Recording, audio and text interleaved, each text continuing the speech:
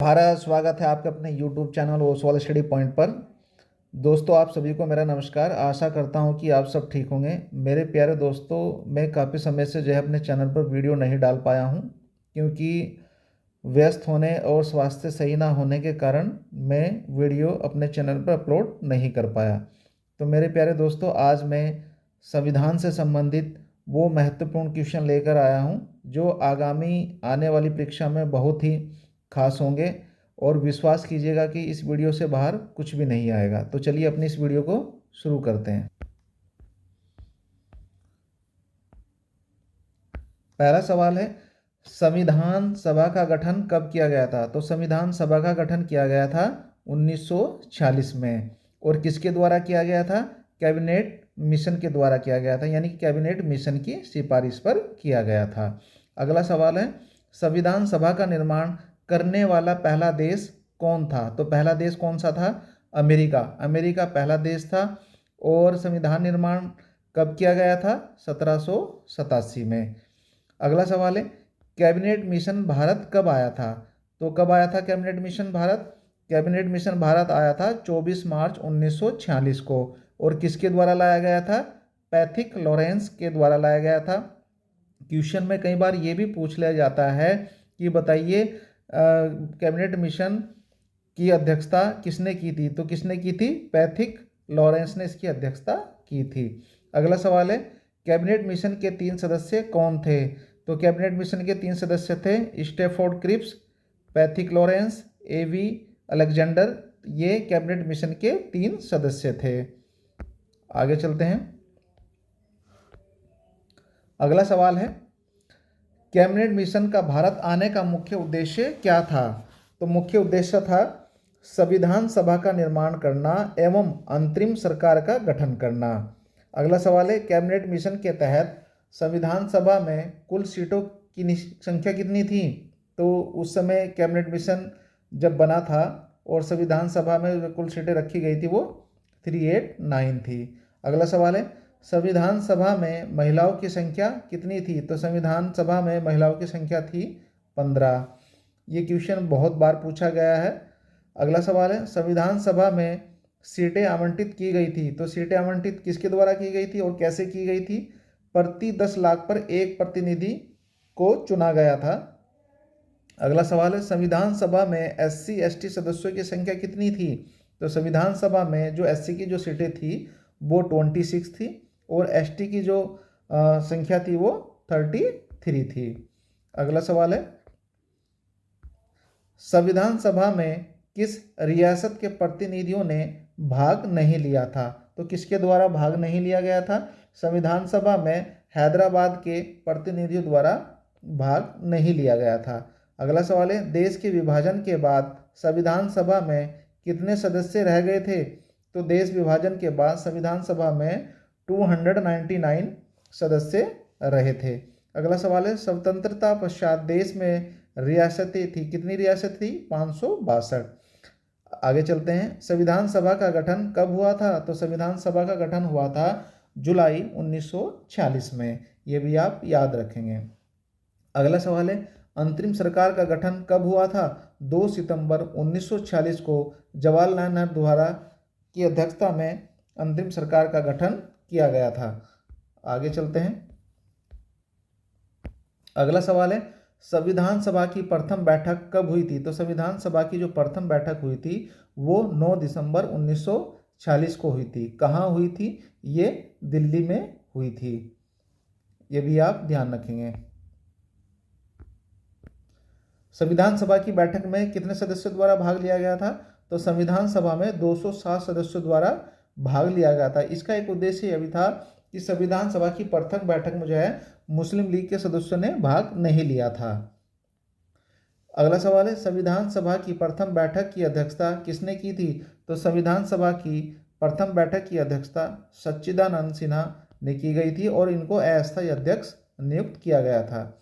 अगला सवाल है, संविधान सभा के संवैधानिक सलाहकार कौन थे? तो संविधान सभा के संवैधानिक सलाहकार थे BN राव। अगला सवाल है, संविधान सभा का प्रारूप किसके द्वारा तैयार किया गया था?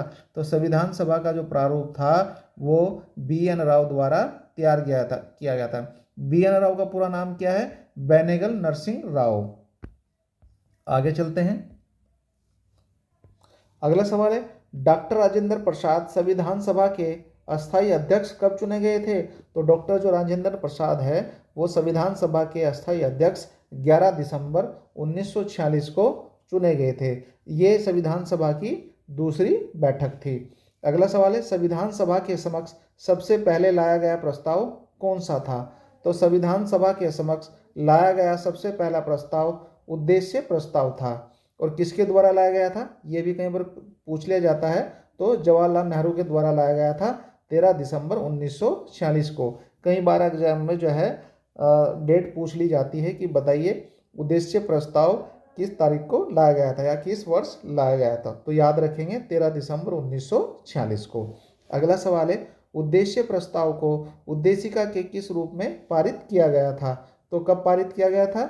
22 जनवरी 1947 को पारित किया गया था। अगला सवाल है, उद्देशिका को ही क्या कहा गया है? उद्देशिका को ही प्रस्तावना कहा गया है। भारतीय संविधान की प्रस्तावना कहाँ शुरू होती है? तो कहाँ से शुरू होती है? भारतीय जो संविधान की जो प्रस्तावना है वो शुरू होती है हम भारत के लोगों से। प्रस्तावना किस देश से लिया गया है?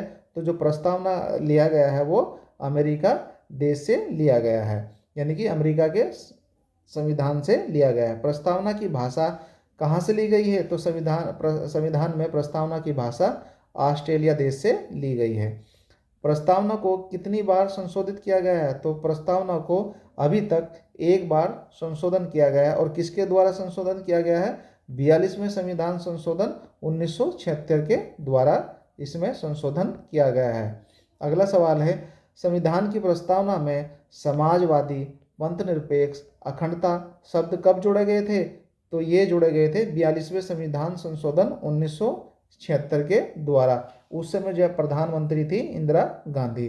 अगला सवाल है, भारतीय संविधान की आत्मा किसे कहते हैं? भारतीय संविधान की आत्मा कहते हैं प्रस्तावना, अर्थात प्रस्तावना को ही भारतीय संविधान की आत्मा कहा जाता है। अगला सवाल है, प्रस्तावना को संविधान का भाग या अंग स्वीकार किया गया? तो पूछ लिया जाता है तो किसके द्वारा किया गया था? केशवानंद भारती बनाम केरल राज्यवाद में इसको स्वीकार किया गया था 1973 में। अगला सवाल है, BR अम्बेडकर ने भारतीय संविधान की आत्मा किसे कहा है? तो अनुच्छेद जो 32 है उसको डॉक्टर BR अम्बेडकर द्वारा भारतीय संविधान की आत्मा कहा गया है, जिसको हम संवैधानिक उपचारों के अधिकार के नाम से भी जानते हैं।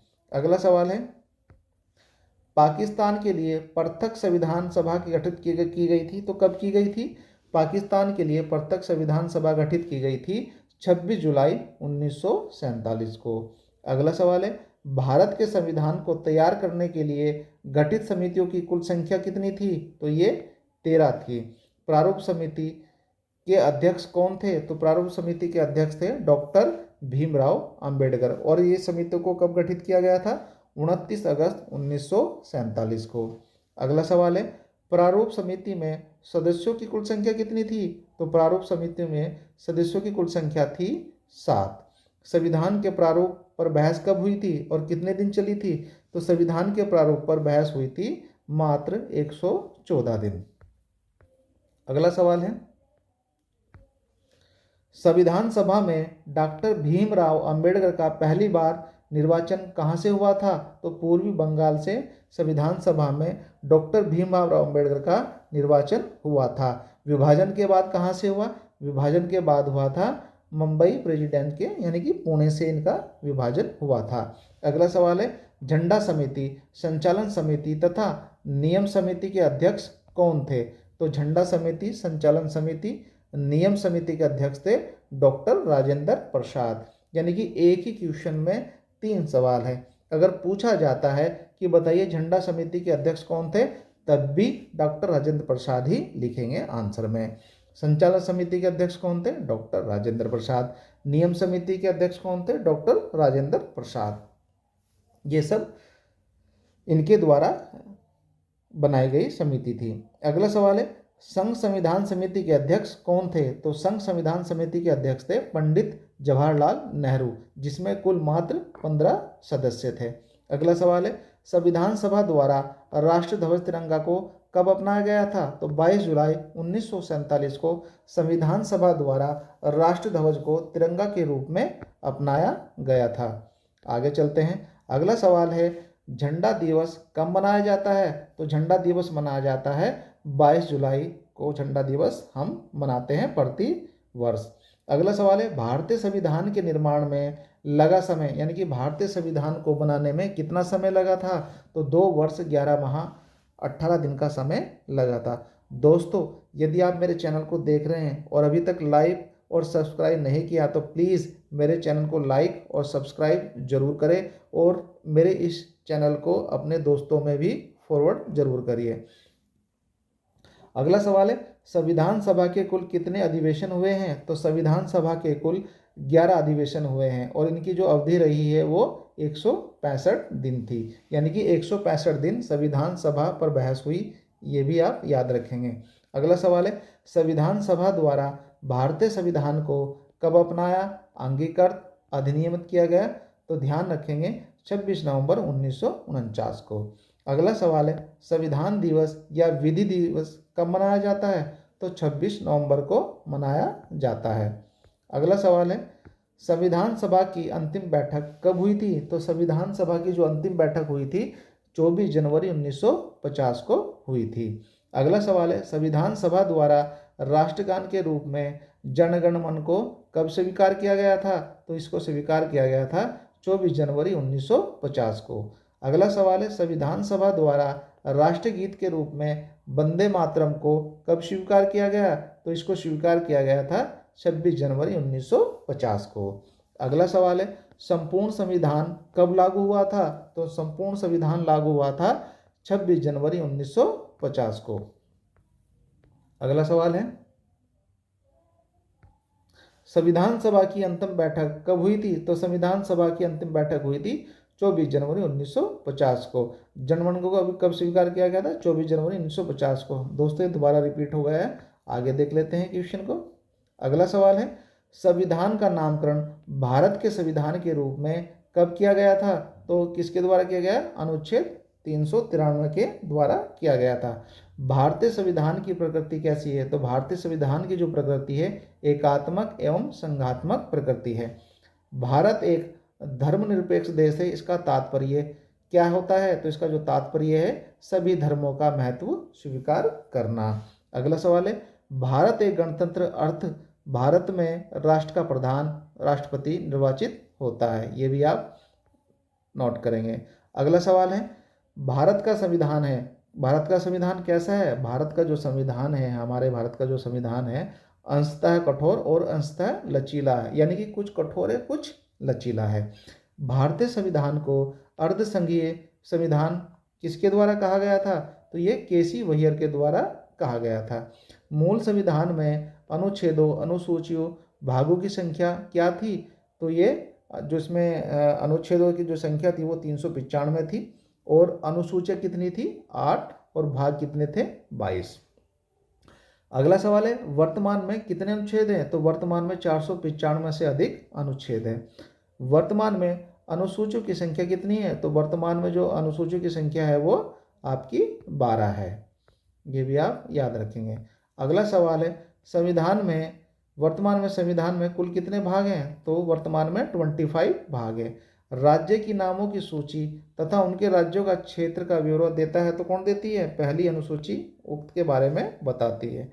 8वीं अनुसूची संबंधित है, तो 8वीं अनुसूची है आपके भाषा से। वर्तमान में 8वीं अनुसूची में भाषाओं को कुल संख्या कितनी है? तो 12 है, ये 22 है। शुरू में कितनी थी? शुरू में 14 थी। सिंधी भाषा को 8वीं अनुसूची में कब जोड़ा गया था? तो 21वां संविधान संशोधन 1976 के द्वारा जोड़ा गया था। अगला सवाल है, मणिपुरी, कोंकणी, नेपाली भाषा को 8वीं अनुसूची में कब जोड़ा गया था? 71वां संविधान संशोधन 1992 के द्वारा इसको 8वीं अनुसूची में जोड़ा गया था भाषा के रूप में। 8वीं अनुसूची में बोडो, मैथिली, डोगरी, संथाली भाषा को कब जोड़ा गया था? तो 92वां संविधान संशोधन 2003 के तहत उक्त भाषाओं को 8वीं अनुसूची में जोड़ा गया था। अगला सवाल है, हिंदी को भारत की राजभाषा के रूप में कब स्वीकार किया गया? तो हिंदी को भारत की राजभाषा के रूप में 14 सितंबर 1949 को स्वीकार किया गया था। हिंदी दिवस कब मनाया जाता है? हिंदी दिवस प्रत्येक वर्ष 14 सितंबर को मनाया जाता है। अगला सवाल है, राजभाषा आयोग के प्रथम अध्यक्ष कौन थे? तो राजभाषा आयोग के प्रथम अध्यक्ष थे बीजी खरे, बाल गंगाधर खरे। दूसरी अनुसूची किससे संबंधित है? दूसरी जो अनुसूची है पदाधिकारियों के वेतन भत्ते एवं पेंशन से संबंधित है। केंद्र राज्य संबंधित है, किससे संबंधित है? 7वीं अनुसूची में वर्णित है, परिभाषित किया गया है। 7वीं अनुसूची संबंधित है केंद्र एवं राज्यों के बीच शक्तियों के बंटवारे से संबंधित है 7वीं अनुसूची। 10वीं अनुसूची किससे संबंधित है? 10वीं जो अनुसूची है दल बदल से संबंधित है। अगला सवाल है, दल बदल निरोध अधिनियम कब पारित हुआ था? तो 15 फरवरी 1985 को यह पारित किया गया था अधिनियम। अगला सवाल है, राजभाषा आयोग के प्रथम अध्यक्ष कौन? अगला सवाल है, संविधान में देश का नाम क्या है? भारत अथवा इंडिया। संविधान का सबसे बड़ा भाग कौन सा है? तो 5वां भाग संविधान का सबसे बड़ा भाग है। किस भाग में संघीय न्यायपालिका का उल्लेख किया गया है? भाग 5 के अध्याय 4 में संघीय न्यायपालिका का उल्लेख किया गया है। अगला सवाल है, संविधान के 15वें तथा 18वें भाग का विषय क्या है? तो निर्वाचन तथा आपात उपबंध है, ये भी आप ध्यान रखेंगे। प्रथम लिखित संविधान किसका है? प्रथम जो लिखित संविधान है वो अमेरिका देश का है। आगे चलते हैं। अगला सवाल है, सबसे बड़ा लिखित संविधान किस देश का है? तो यह भारत का है। अनुच्छेद 1 में भारत को क्या कहा गया है? राज्यों का एक संघ कहा गया है। नए राज्यों का प्रवेश या स्थापना की शक्ति किस अनुच्छेद में है? तो अनुच्छेद 2 में है। अनुच्छेद 3 के तहत नए राज्यों का निर्माण और वर्तमान राज्यों के क्षेत्र सीमाओं या नामों में परिवर्तन करने का अधिकार किसको है? तो ये संसद को अधिकार है नामों को चेंज करने या परिवर्तन करने का।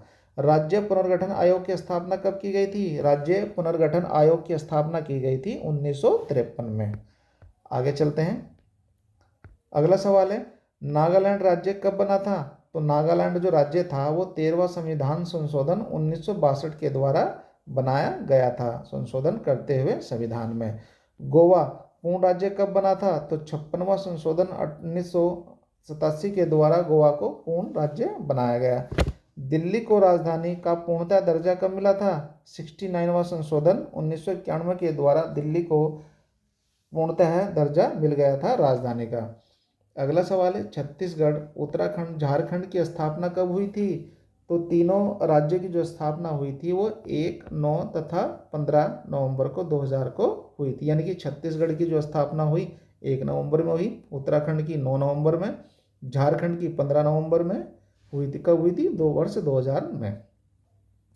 अगला सवाल है, तेलंगाना राज्य का निर्माण कब हुआ था? तेलंगाना राज्य का निर्माण हुआ था 2 जून 2014 को। इसके द्वारा आंध्र प्रदेश को विभाजित कर दिया गया था।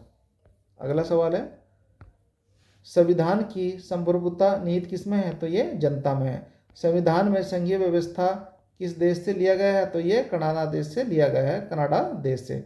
मूल कर्तव्य किस देश से लिए गए हैं? तो सोवियत संघ से मूल कर्तव्य को लिया गया है।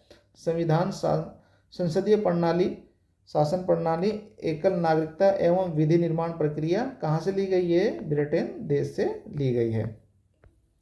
आगे चलते हैं। अगला सवाल है, मूल मौलिक अधिकार तथा न्यायिक पुनरीक्षण लिया गया है कहाँ से? अमेरिका के संविधान से लिया गया है। भारतीय संविधान में विधि द्वारा स्थापित प्रक्रिया लिया गया है कहाँ से? जापान से। राज्य के नीति निर्देशक सिद्धांत तथा राष्ट्रपति निर्वाचन प्रक्रिया किस देश से ली गई है? तो ये आयरलैंड से ली गई है। भारत के संविधान में आपातकालीन उपबंध कहाँ से लिया गया है? तो ये जर्मनी के वीमर संविधान से लिया गया है। अगला सवाल है, संसद को संविधान में संशोधन करने की शक्ति प्रदान कौन सा अनुच्छेद करता है? तो अनुच्छेद 368 यानी कि 368 के द्वारा संशोधन कर सकती है। अगला सवाल है, संविधान में प्रथम संशोधन कब हुआ था? तो संविधान में प्रथम संशोधन हुआ था 1951 में। अगला सवाल है वर्तमान में राज्य संघ समवर्ती सूची विषयों की संख्या कितनी है? तो वर्तमान में जो राज्यों की संख्या है वो 61, संघ कितने हैं 100 और समवर्ती है 52। समवर्ती सूची के विषयों पर विधि निर्माण की शक्ति प्राप्त है, किसको प्राप्त है? केंद्र एवं राज्य को, यानी कि दोनों को की शक्ति प्रदान है। अगला सवाल है वन एवं पर्यावरण विषय किससे संबंधित है? तो ये समवर्ती सूची का सिद्धांत है। समवर्ती सूची विषय किस देश से लिया गया है? तो ये ऑस्ट्रेलिया देश से लिया गया है। शिक्षा और समाचार पत्र विषय है समवर्ती सूची के। शिक्षा को राज्य सूची से समवर्ती सूची में कब स्थानांतरित किया गया था? तो 42वां संविधान संशोधन 1936 के द्वारा इसको अलग किया गया था। एकल नागरिकता प्रभावित करती है, किसको प्रभावित करती है? ब्रिटेन से। नागरिकता विषय क्या है? सूची, यानी कि संघ सूची का विषय है। आगे चलते हैं।